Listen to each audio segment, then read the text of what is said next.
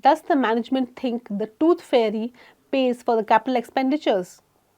This was Warren Buffett's response to a query on utility of operating margin-based valuations. He aimed to criticize the short-sightedness of investors. In accounting terms, operating margin is often referred to as EBITDA, EBITDA. The acronym stands for Earnings Before Interest, Depreciation and Taxes. So investors who value stocks based on EBITDA literally ignore the cost of capex, which is interest and depreciation and tax obligations. In doing so, they undertake a big risk. They end up ignoring the business's vulnerability due to incremental capex demands. However, when it comes to the government announcing big ticket capital expenditure through the public sector units, Indian investors seem to be throwing caution to the wind these days. Indian public sector enterprises have been at the center of stock market attention for a few years now. But there's a big twist. In the past, the largest public sector banks were known to accumulate huge non-performing loans at the peak of every capex cycle. The PSU corporate customers somehow never managed to honor the loans as the cycle turned. But this time things are different. It started with the defense sector winning big orders since 2018. The entities did not just win the orders but also executed well. Prompt payments from the government put all their working capital issues to rest. The bulging order books of defense PSUs also trickled down to the metal, mining, engineering and power PSUs. The PSU banks in the meanwhile have cleansed their books and are geared up to lend for incremental capex. So, the sentiment towards PSUs has shifted from pessimism to extreme optimism. Railway stocks are the latest beneficiaries of this euphoria. The managements of the railway companies and their investors seem to be more keen on EBITDA, like I told you before, and they're completely ignoring the risk of capex. Railways is one of the key drivers of the PM Gati Shakti scheme and the National Logistics Policy. This master plan for multimodal connectivity has an estimated budget of 100 billion rupees. It aims to decongest India's rail infrastructure significantly in the next few years. There are several parts to this mega capex trend. In addition, the government is considering introducing nearly 200 new Vande Bharat trains. To add to that, there is a plan to revamp almost 200 major stations around the country. So needless to say that a bunch of railway companies, most of which are now listed, are winning orders at a pace never seen before. The news headlines on the railway capex plans are keeping investors hooked to the stocks. Now, most railway stocks other than IRCTC were very reasonably valued until a few months back. Hence, some early investors grabbed the opportunity to buy into them. And since then, there has been no looking back. There is a buying frenzy in railway stocks over the last few weeks, notwithstanding their frothy valuations. It has even overshadowed the gradual rise in defense stocks.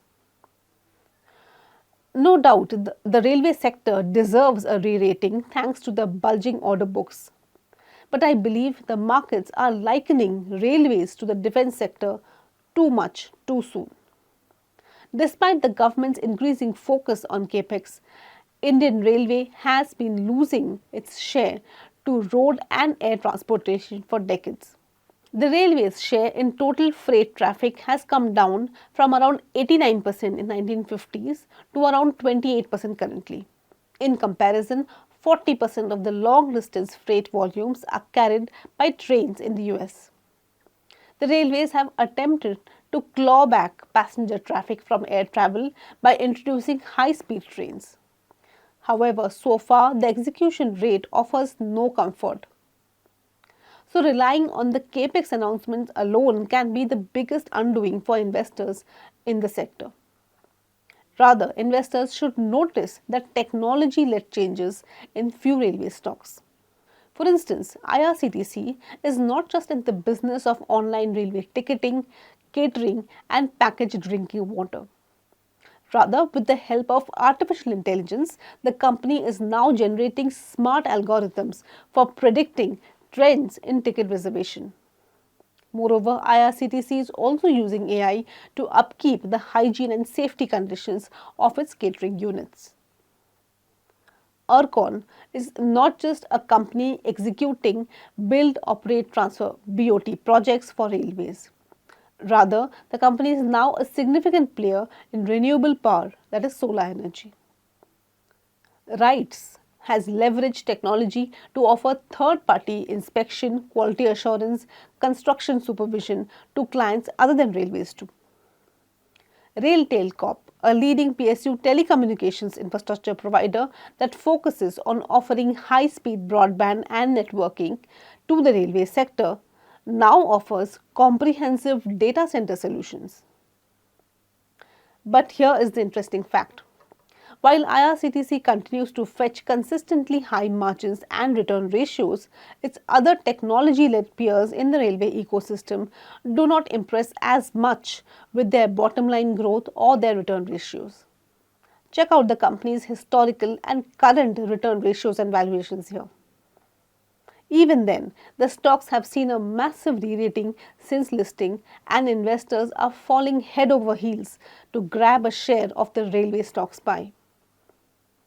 Then comes IRFC, which is supposed to be a lender to the companies in the railway ecosystem. Now, a lender, say a bank or NBFC, has to typically prove its lending capability and the quality of its lending, right? But IRFC does not need to do that.